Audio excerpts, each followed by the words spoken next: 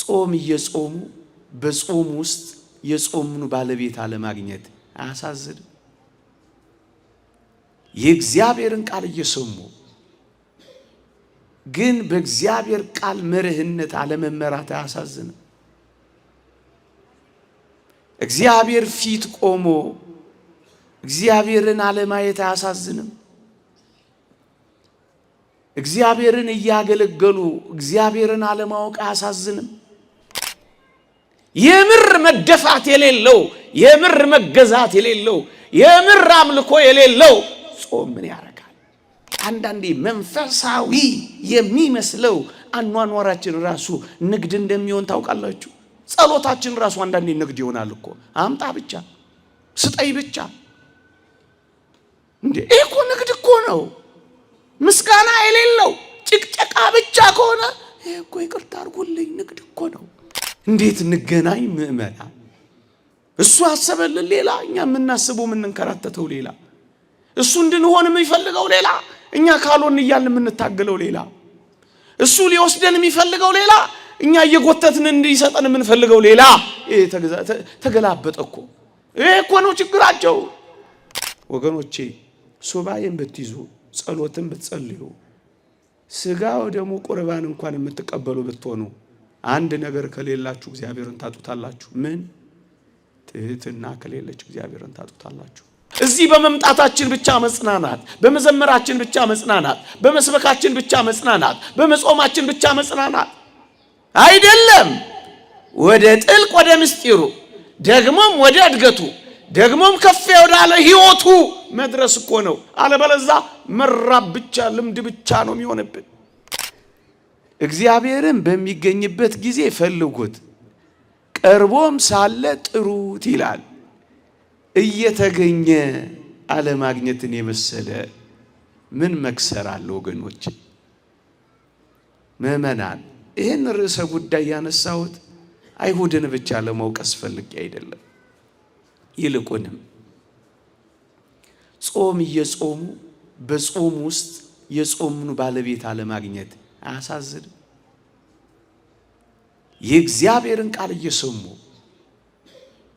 ግን በእግዚአብሔር ቃል መርህነት አለመመራት አያሳዝንም?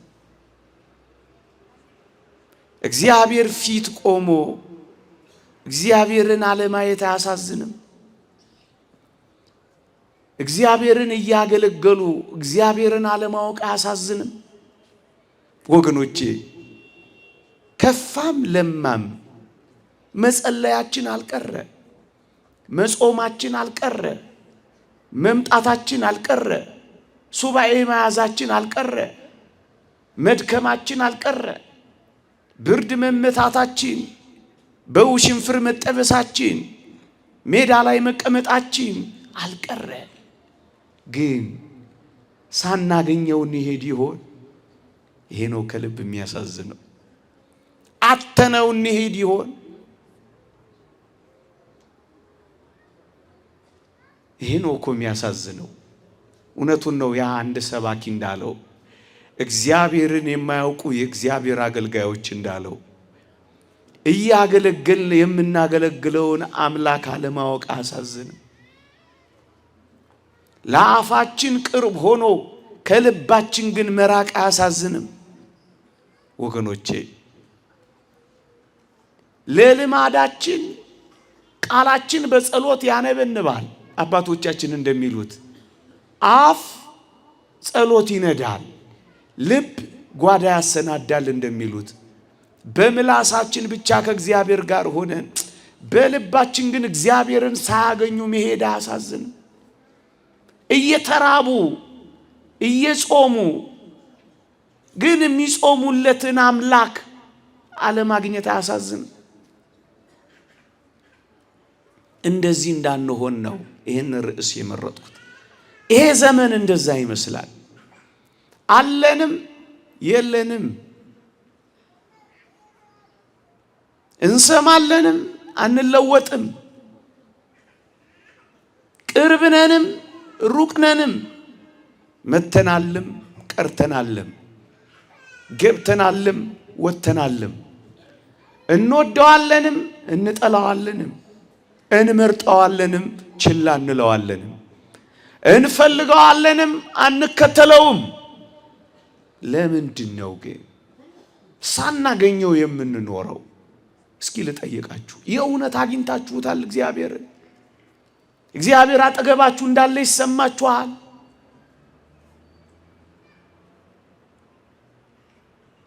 እሱን ነው የምንፈት። አይሁድ ግን ለምንድን ነው ያላገኙት? 3 ነጥቦችን ብቻ ለዚች ምሽት አነሳለሁ። ለምን እንዳላገኙት ታውቃላችሁ?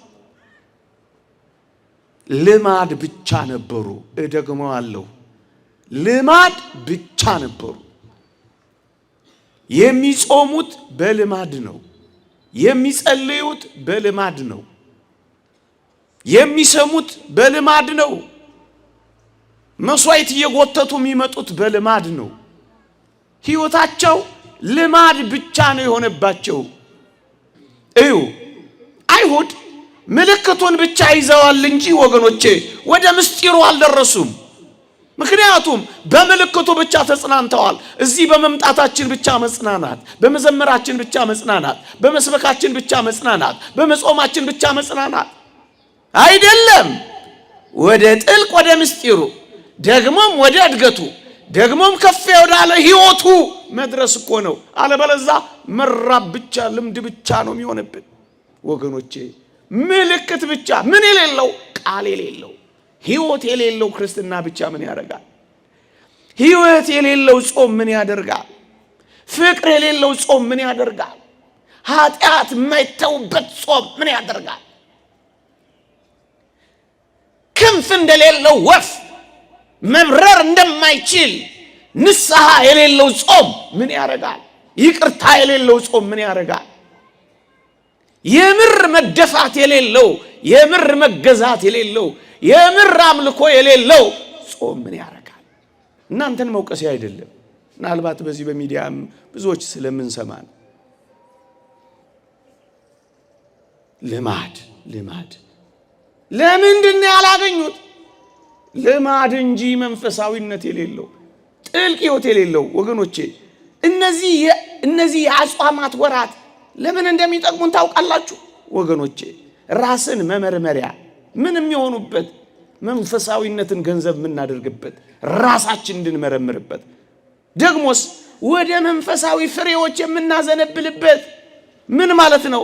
ኃጢአትን ለመታው የመለማመጃ ጊዜ የምናደርግበት እኮ ነው። ከዚህ የበለጠ ደስ የሚያሰኙ ጊዜያት አሉ፣ ረፍት የምታገኙበት ወገኖቼ።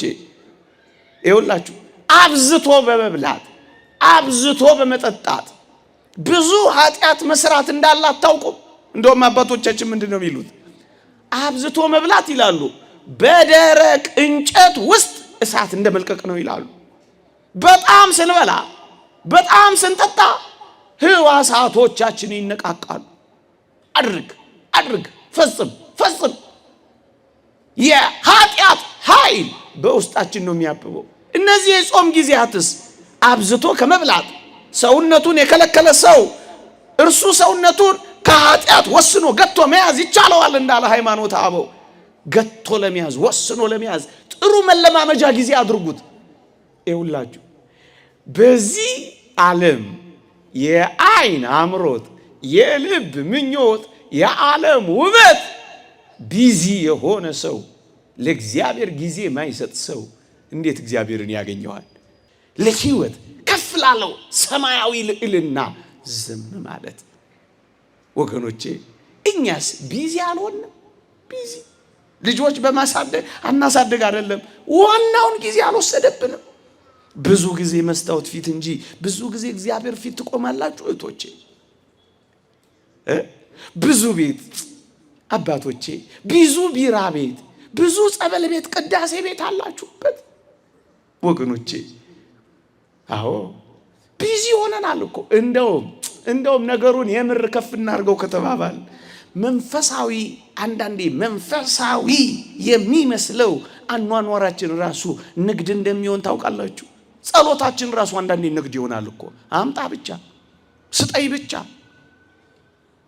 እንዴ! ይሄ እኮ ንግድ እኮ ነው።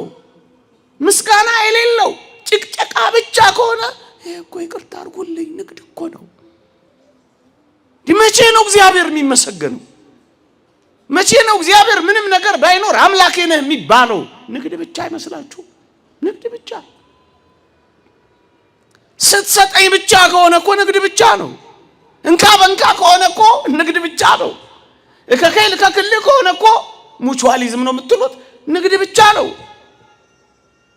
ንግድ ብቻ ነው። መንፈሳዊ የሚመስለው ነገር ራሱ ንግድ እናደርገው። ጾሙ፣ ጸሎቱ፣ ሱባኤው፣ የገዳማት ጉዞ፣ የበቁ አባት ፍለጋው አብዛኛውን ጊዜ እኮ ንግድ ነው የሚመስለው። ለምን መሰላችሁ እንደዚህ ያልኳችሁ? ጾምም፣ ሱባኤም፣ ጸሎትም፣ ገዳማት ጉዞም ለነፍስ ጥቅም ለሕያው እግዚአብሔር ፍቅር ካልሆነ ንግድ ነው የሚመስለው።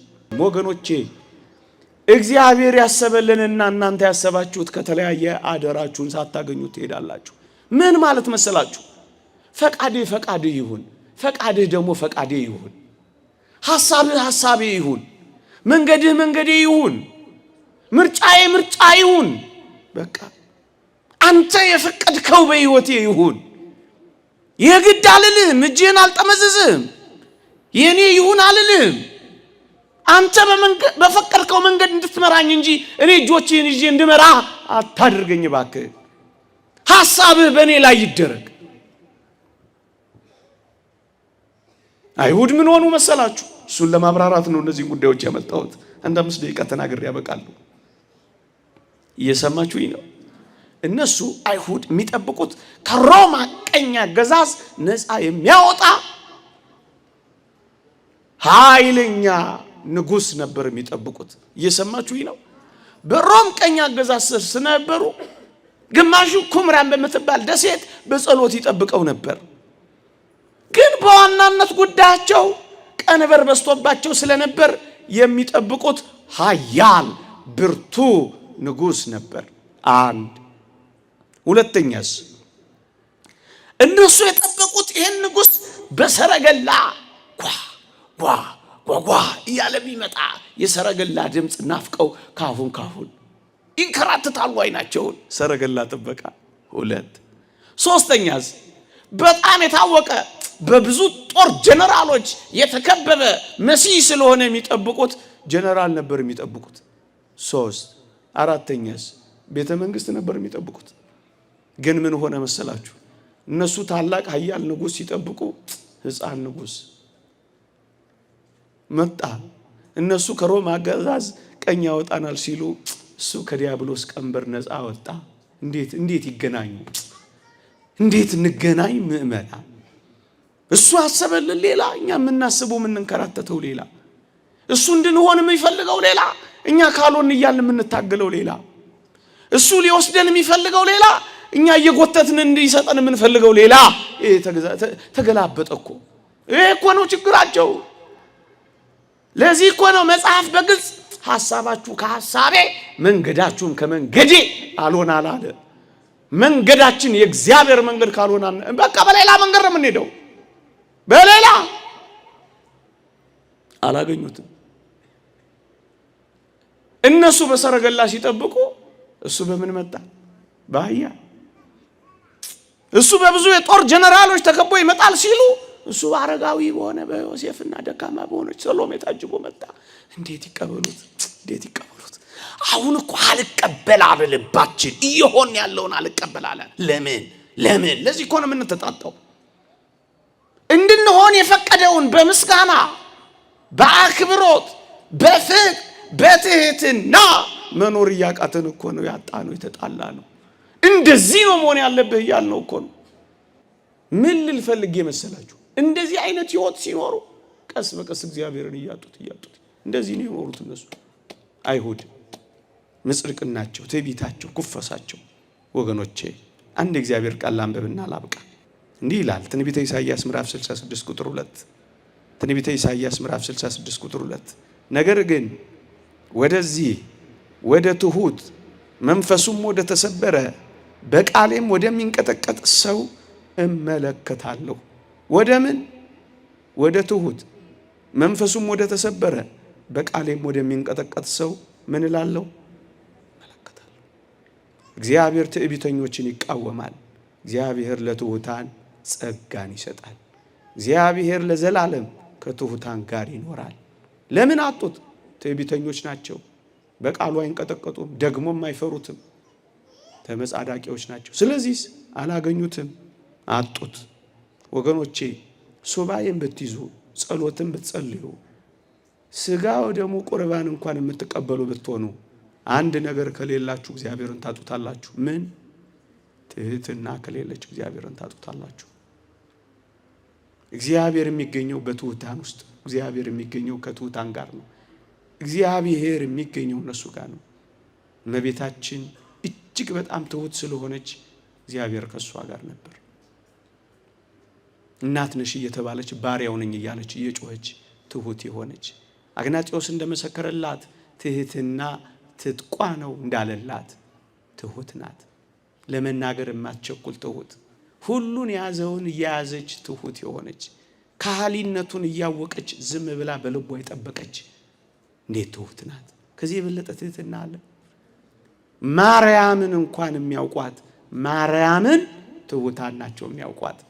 አባ ኤፍሬም እኮ ትሑት ነው። ሲያመሰግኑት ላብ የሚያጠምቀው፣ ውዳሴ ሲቀርብለት የሚያንቀጠቅጠው፣ ውሻ ነኝ ብሎ ሚጮህ አባቴ ሆይ ይለዋል ባስልዮስን። እኔን ኃጢአተኛውን በጠባቡ መንገድ አሳልፈኝ እያለ እያለቀሰ እግሩ ስር የሚማጸን እንዲህ ያለው ሰው ነው ማርያም ማርያም ሲል ያየ ነው። አዎ እንዲህ አይነት ሰዎች ናቸው የሚያገኟት። እንኳን ክርስቶስን የክርስቶስ የሆኑት መገለጫቸው ትህትና ብቻ ነው። አባ መቃርዮስን አጋንንት ተገልጠው እንዲህ አሉት ይላሉ አባቶቻችን። አባ መቃርስ አንተ አትበላም እኛም አንበላ፣ አንተ አትጠጣም እኛም አንጠጣም፣ አንተ አትደክምም እኛም አንደክምም፣ አንተ አትተኛም እኛም አንተኛም፣ ግን አባ መቃርስ ሆይ አልቻልንህም አሉት ይላል። አባ መቃርስን ጠየቀ። ስለምንድን ነው ያልቻላችሁኝ አላቸው ይላል። ጮክ ብለው ስለ ትህትና አልቻልህም አሉት። ሰይጣንን ማሳፈር የምትፈልጉ ሆይ ትሑታን ሁኑ፣ እግዚአብሔርን ትሑቱን ክርስቶስን ታገኙታላችሁ።